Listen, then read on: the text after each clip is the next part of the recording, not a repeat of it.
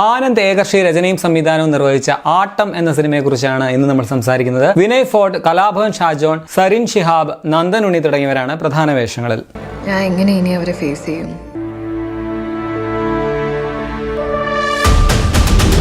ഒരു നാടക ഗ്രൂപ്പ്, അതിലെ 13 പേർ, അവരുടെ ഇടയിൽ നടക്കുന്ന ഒരു പ്രശ്നം, അതിലൂടെ മുഖംമൂടി അണിഞ്ഞ് അരങ്ങിലും അണിയറയിലും ആടുന്ന കുറെ മനുഷ്യരുടെ തനിനിറം പുറത്തു കൊണ്ടുവരികയാണ് ആട്ടം. ഒരു ബ്രില്യന്റ് ആൻഡ് ബ്യൂട്ടിഫുൾ മൂവിയാണ് ഈ സിനിമ. Loved it. ഗംഭീരം, കിടിലൻ, ഓസം, അങ്ങനെ പറയാൻ വാക്കുകളില്ല. ഈ വർഷം ആദ്യത്തെ തിയേറ്റർ എക്സ്പീരിയൻസ് ആണ്. അതുതന്നെ മികച്ചതായതിൽ വളരെയധികം സന്തോഷമുണ്ട്. ഗംഭീരമായ സ്ക്രിപ്റ്റ്, പെർഫോമൻസ്, ക്യാമറ, എഡിറ്റിംഗ് എല്ലാം സിനിമയുടെ പോസിറ്റീവായിട്ട് തന്നെ പറയാം. പ്ലോട്ട് അവിടെ ഇവിടെയൊക്കെ നമ്മുടെ ഇംഗ്ലീഷ് ക്ലാസിക് ചിത്രമായ 12 ആംഗ്രി മെന്നിനെ ഓർമ്മിപ്പിക്കുന്നുണ്ടെങ്കിലും അതിൽ നിന്നും എൻറ്റയർലി ഡിഫറെന്റ് ആയിട്ടുള്ള മേക്കിങ്ങും സ്ക്രിപ്റ്റും അങ്ങനെ തന്നെയാണെന്ന് പറയാതെ വയ്യ. 12 ആംഗ്രി മാൻ കുറച്ചുകൂടി കൊമേഴ്സ്യൽ ആയിരുന്നു എന്ന് വേണമെങ്കിൽ പറയാം. ഇത് എന്ന് വെച്ച് ഇതൊരു പക്ക അവാർഡ് ഇവിടെ ഒന്നും അല്ല കേട്ടോ. 100% എന്റർടൈനിങ്. ആ സിനിമ കണ്ടപ്പോൾ മുതൽ ആലോചിച്ചിട്ടുണ്ട് ഇതുപോലെ ഒരു മലയാള ചിത്രം എന്തുകൊണ്ട് വന്നിട്ടില്ല എന്ന്. അതിനുള്ള ഒരു മറുപടി കൂടിയാണ് ആട്ടം. മനുഷ്യരെ പ്രലോഭനം കൊണ്ട് എങ്ങനെ ഓന്തിനെ പോലെ നിറം മാറുന്നു എന്ന് സിനിമ കാണിക്കുന്നുണ്ട്. ചുരുക്കത്തിൽ അവർക്കിടയിൽ, അതായത് ആ 13 പേർക്കിടയിൽ യഥാർത്ഥത്തിൽ നടക്കുന്ന ആ ഒരു നാടകം സ്റ്റേജിൽ അവർ കാണിക്കുന്ന നാടകത്തെക്കാൾ എത്രയോ വലിയതായിരുന്നു എന്ന് നമ്മൾ ആലോചിച്ചു പോകും. അത് ചെറുത്. അതുകൊണ്ട് തന്നെ ഇതിന്റെ ക്ലൈമാക്സും പെർഫെക്റ്റ് ആണെന്ന് തന്നെ പറയാം. നമ്മളൊക്കെ കലാകാരന്മാരല്ലേ? എത്ര നാളായിട്ടും കലയിൽ നിന്ന് നമ്മളൊന്നും പഠിച്ചില്ല.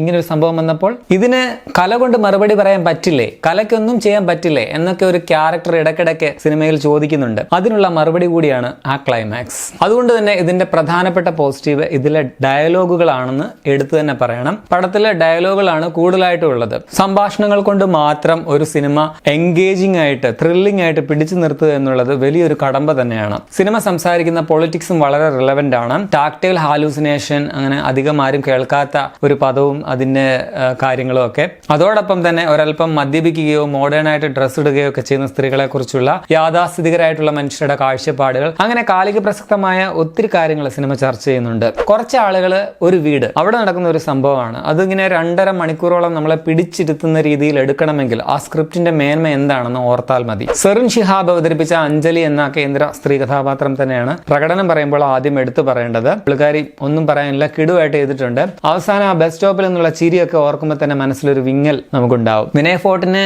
ഒരു ചെറിയ പൊട്ടിച്ചിരുന്നെങ്കിൽ നമ്മൾ തോന്നിപ്പോകും. വിനയ് ഫോർട്ടിന്റെ അതുപോലെ തന്നെ ഏറ്റവും മികച്ച ക്യാരക്ടറുകളിൽ ഒന്നാണ് ഈ പടത്തിലുള്ളത്. മറ്റുള്ളവരെ അപേക്ഷിച്ച് സ്ക്രീൻ സ്പേസ് കുറവാണെന്ന് തോന്നുമെങ്കിലും കലാഭവൻ ഷാജോണും കിടുവായിരുന്നു. ബാക്കിയുള്ള താരങ്ങളിൽ മിക്കവരുടെയും പേരറിയില്ല, ആരുടെയും പേരറിയില്ല. നന്ദൻ ഉണ്ണി മാത്രം അറിയാം. അതാണ് സത്യം. പക്ഷെ അവരെല്ലാവരും അഭിനയിക്കുകയാണെന്ന് നമുക്ക് പറയാനേ പറ്റില്ല, ജീവിച്ച് കാണിക്കുകയായിരുന്നു എന്ന് തന്നെ പറയേണ്ടി വരും. അതുപോലെ നാച്ചുറൽ ആയിട്ടുള്ള പ്രകടനങ്ങൾ. അനിരുദ്ധ് അനീഷിന്റെ ക്യാമറയും എടുത്തു തന്നെ പറയണം. നമ്മൾ ഈ സംഭവം നടക്കുന്ന ആ ഒരു സ്ഥലത്തേക്ക് പ്രേക്ഷകർ ഇങ്ങനെ അറിയാതെ, അവരെ കൂടാതെ 14ാമത് ഒരാളായിട്ട് നമ്മൾ കൂടി ചെല്ലുന്ന ഒരു ഫീല് നമുക്ക് ഉണ്ടാകുന്നുണ്ട്. അതിന് ക്യാമറ വഹിച്ച പങ്ക് എടുത്ത് പറയാതെ വയ്യ. Beautifully picturised. വലിയ ബാക്ക്ഗ്രൗണ്ട് മ്യൂസിക് ഒന്നും ഇല്ല കേട്ടോ. 1-2 മാത്രമേ ഒരല്പമെങ്കിലും ഒരു പശ്ചാത്തല സംഗീതം എന്ന് പറയാനുള്ളത് വരുന്നുള്ളൂ. അതുപോലെ ടൈറ്റിൽ എഴുതി കാണിക്കുമ്പോൾ മാത്രം ഒരു ചെറിയ ഗാനശകലം, അത്രയുമേ ഈ പടത്തിൽ സംഗീതം എന്ന് പറയാനുള്ളൂ. പിന്നെ പ്രണയ സരോവര തീരം പാടുന്നുണ്ട്, അത് മാത്രം. എന്നാൽ കഥയുടെ ഒപ്പം, സംഭാഷണങ്ങൾക്കൊപ്പം ചൂട് പിടിച്ച് പയ്യെ കൂടുന്ന ആ ഒരു ടെൻഷനൊക്കെ സ്വാഭാവികമായിട്ട് നമ്മൾ അനുഭവിക്കുകയും ചെയ്യും. അത്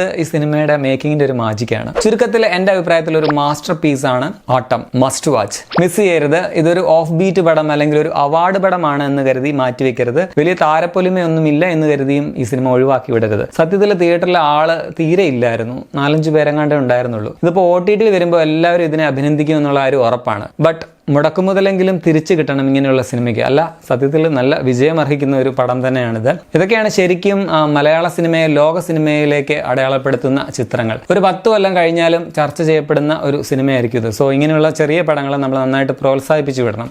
എങ്കിലേ ഇതുപോലെയുള്ള ജംസ്, കൂടുതൽ നല്ല സിനിമകൾ നിർമ്മിക്കാൻ ആളുകൾക്ക് പ്രചോദനമാവുകയുള്ളൂ. ആനന്ദ് ഏകർഷിക്കും സിനിമയുടെ അണിയറയിൽ പ്രവർത്തിച്ച എല്ലാവർക്കും ഗംഭീര അഭിനന്ദനങ്ങൾ നൽകിക്കൊണ്ട് കൂടുതൽ ചിത്രങ്ങൾ ഇതുപോലെ നിങ്ങളിൽ നിന്നും വീണ്ടും പ്രതീക്ഷിക്കുന്നു എന്ന് പറയുന്നു. എന്തായാലും ഈ വർഷം ഗണപതിക്ക് വെച്ചത് പൊളിയായിട്ടുണ്ട്. ഇത് ഒരു ഗംഭീര തുടക്കമാവട്ടെ.